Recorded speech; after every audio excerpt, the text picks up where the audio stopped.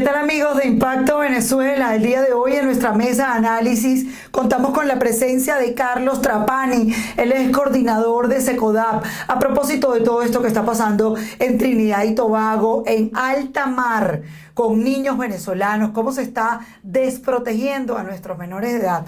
Carlos, te saludamos. Bienvenido a la mesa de análisis de Impacto Venezuela. ¿Cómo estás? Un gusto saludarte. Pues queríamos saber entonces la reflexión que puede hacer el día de hoy SECODAP luego que se han ya encontrado a los niños, están sanos y salvos, pero corren el riesgo de sufrir una deportación masiva por parte de las autoridades de Trinidad y Tobago. ¿Están en riesgo los venezolanos y sobre todo los niños producto de la migración venezolana? Sí, bueno, nosotros condenamos este hecho. Trinidad y Tobago en el año 1991 ratificó la Convención sobre los Derechos del Niño y eso obliga a Trinidad y Tobago y a cualquier país a proteger a los niños independientemente de su nacionalidad o estatus migratorio. Entonces, esa acción de montarlos en un bote y lanzarlos al alta mar, evidentemente es una violación que vulnera los derechos de los niños. Ahí lo que nosotros hemos insistido, que la migración venezolana es forzada. Los niños no están en Trinidad y Tobago por turismo para conocer la isla. Están allá seguramente con sus familias, bueno, porque huyeron de Venezuela frente a cualquier cantidad de dificultades que cada familia debe vivir. Y frente a esa migración forzosa, la obligación del Estado receptor, Trinidad, Tobago o cualquier otro, es proteger y poder respetar no solo los derechos del niño, sino también el principio de no devolución. No puede haber ningún tipo de retorno o repatriación cuando esa repatriación implica riesgos para el niño o para su familia. Ahora, si bien es cierto que los venezolanos están en un riesgo enorme, no es menos también que se puede utilizar algunos mecanismos para, como tú bien lo has dicho, que respeten los acuerdos y los convenios que se han firmado. Pero esto no se está respetando, no solamente en Trinidad y Tobago, en muchísimos países de Latinoamérica. Está pasando, por ejemplo, en Trinidad y Tobago, que hay mafias de ese país que ponen a las venezolanas a trabajar en unas condiciones sumamente inhumanas. Pero mi duda el día de hoy es, ¿qué está haciendo SECODAP? Estas denuncias, ustedes van a empezar a proceder a ejecutar algunos mecanismos internacionales para presionar a las autoridades de Trinidad y Tobago, porque ahora estos niños aparecieron, pero siguen en territorio de Trinidad y Tobago, ¿y qué va a pasar con ellos en las próximas horas? Fíjate, de SECODAP desde hace muchos años, 2, 3 años, hemos dado visibilidad al contexto de la migración y sobre todo entender las particularidades que implica la migración venezolana y más cuando se atañe a niños. Siempre hemos apostado a un protocolo transfronterizo que pueda respetar los derechos del migrante venezolano y como haya mecanismos de coordinación entre estados para la protección. Y sobre todo nos hemos dado la tarea de poder explicar el porqué de la migración, porque la migración venezolana ha tenido flujos distintos. En un primer momento hubo un flujo de clase profesional con estudios de cuarto nivel, después hubo un segundo flujo migratorio que era clase media, técnica, y después hubo un tercer flujo donde, bueno, migró cualquier tipo de persona, no necesariamente con escolaridad completa. Y sobre todo entender por qué el venezolano toma esa difícil decisión de migrar. Y nosotros reivindicamos que la migración es un derecho. SECODAP no alienta la migración, pero cuando eso se realiza tiene que generar los mecanismos de protección a los estados, porque debe prevalecer la vida y la dignidad de las personas sobre todo momento. ¿Ustedes en algún momento entonces van a ejecutar acciones para evitar que estos niños que se encuentran allí hoy como población vulnerable y que además entonces de alguna manera están siendo amenazados por parte de este ministro en Trinidad y Tobago? ¿Qué se puede hacer como un organismo como el que ustedes representan para evitar, conciliar, llegar a acuerdos y que pues obviamente no los deporten y los pongan en riesgo otra vez, ¿no? Pero ahí yo me permito hacer como dos grandes precisiones. Creo que una primera precisión es poder visibilizar lo que está ocurriendo.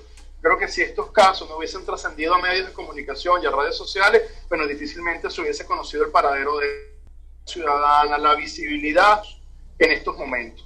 Y creo que el segundo llamado es a que exigirle a los estados que cumplan con sus obligaciones, pero no perder de perspectiva cuál es la obligación de Venezuela en este momento.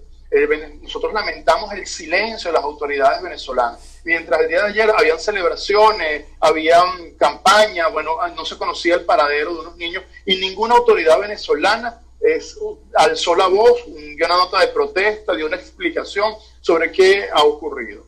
Entonces, bueno, el llamado es a todos los estados a proteger a los niños, a proteger la vida y entender que la crisis de Venezuela es una crisis que tiene muchísimos años de instalación lenta, bueno, que ha provocado sufrimiento en la gente. Pero ahora sí, tú lo has señalado claramente, y es que mientras por un lado se celebraba el cumpleaños de Nicolás Maduro, por el otro estos 16 niños estaban en peligro en alta mar, el bebé de 4 meses, pero además eran 29 personas, no estamos hablando nada más, nos duele profundamente los niños, pero en general nos duele todos nuestros paisanos venezolanos. Entonces lo que decimos el día de hoy es, estamos esperando por unas autoridades que pareciera no van a reaccionar.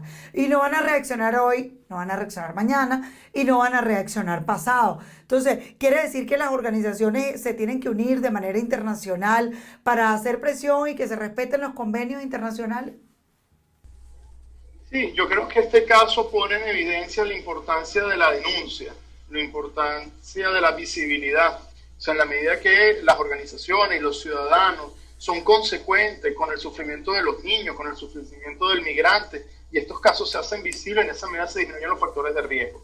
Pero bueno, ahí el llamado fundamental es a los estados que le corresponde garantizar los derechos. Pero es importante, bueno, exigir y dar a conocer estos casos y que no queden invisibilizados o desplazados por otros problemas. No sé si en Secodap han tenido la oportunidad de conocer la situación en la que están también las mujeres dentro de Trinidad y Tobago. Nosotros acá en Impacto Venezuela hemos hecho varias denuncias y lo que nos preocupa, insistimos en el tema de Trinidad y Tobago porque ahorita es tendencia a nivel digital de todos los medios, lo que está ocurriendo con este grupo de niños, pero nos preguntamos como reflexión que hacemos quizás como venezolanos, Carlos, el futuro de la migración venezolana, ¿se ha previsto en el mundo qué pueda pasar en unos meses cuando están en puerta unas elecciones parlamentarias que han catalogado muchos países como fraudulentas, pero que van a realizarse el 6 de diciembre y que de alguna manera pues ya se cumple entonces ese orden constitucional que quiere adquirir Nicolás Maduro? La categoría de presidente la va a recuperar porque se va a legitimar dentro de su Asamblea Nacional. Esto quiere decir que el panorama tiende como a complicarse, ¿cierto? ¿Qué va a pasar con la migración venezolana? Si ahorita está en 5.4 millones de venezolanos que hemos migrado, ¿qué va a pasar con el resto de los que quedan allá? ¿Han tenido una previsión de eso? La migración general tiende a desacelerarse, ¿no? Porque ya las personas que van quedando en Venezuela, los costos de salida son muy altos. Son personas de avanzada edad, con una capacidad económica distinta, con capacidad laboral distinta. Entonces, bueno, generalmente tiende a desacelerar. Pero ese freno no significa que se paraliza la migración. Y la migración venezolana, uno de los elementos característicos que es fluctuante. Por lo general, hay un hecho interno que impulsa la migración, ya sea procesos electorales, colapso de los servicios públicos, todo el problema vinculado al combustible, al sistema de salud, al sistema educativo. Y nuestra migración por lo general es pendular. Como va a un país de destino, regresa y en ese movimiento migratorio es que se está caracterizando. Y por eso es que la migración venezolana tiene unas particularidades que hay que saber comprender para poder entender en su justa medida los mecanismos de protección. Y ustedes en este proceso de 2 días de denuncias que se han hecho en el caso de estos 16 niños, ¿ya han podido tener contacto directo con los familiares, saber en qué condiciones están, por lo menos en estas últimas horas en las que ya se sabe que fueron rescatados? No, bueno, no hemos tenido contacto directo con la familia, hemos visto los reportes de periodistas que están en terreno y han dado reseña de lo que ha ocurrido, principalmente Radio Fe y Alegría ha dado reportes, creo que es una de las fuentes más veraces, y el llamado es a la cautela. Habrá reunificación familiar, bueno, cuando los padres así lo expresen y los niños estén bajo su cuidado. Ahí es importante entender, bueno, que ese proceso lo tiene que facilitar el gobierno de Trinidad y Tobago. Tiene que ser una reunificación familiar expedita y sin ningún tipo de condición y poder garantizar, bueno, que esa familia no va a ser ni deportada ni va a ser separada.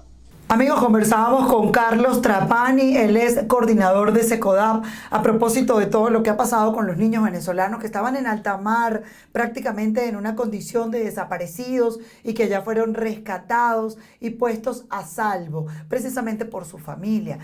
Cabe destacar que las autoridades de Trinidad y Tobago se encuentran en una condición de amenaza contra los venezolanos que se encuentran en esa isla. Se encuentran también, estamos tratándolos de una manera cruel y despiadada, tomando en cuenta que han amenazado con deportar a más venezolanos que se encuentren ilegales en este país. Esto viola sin duda alguna los convenios internacionales donde se establece que hay una condición de refugiados en la que pueden llegar cualquier ciudadano a cada uno de los países. En este caso, los venezolanos están saliendo de Venezuela en esa condición porque no tienen cómo pagar un pasaje, porque tampoco pueden cruzar la frontera con Colombia porque está cerrada, y el único camino que han visto viable para escapar de la crisis es precisamente montarse en un bote a la deriva con niños encima para salvarse de lo que significa este régimen que ha atropellado los derechos de los venezolanos y los ha puesto en una condición muy difícil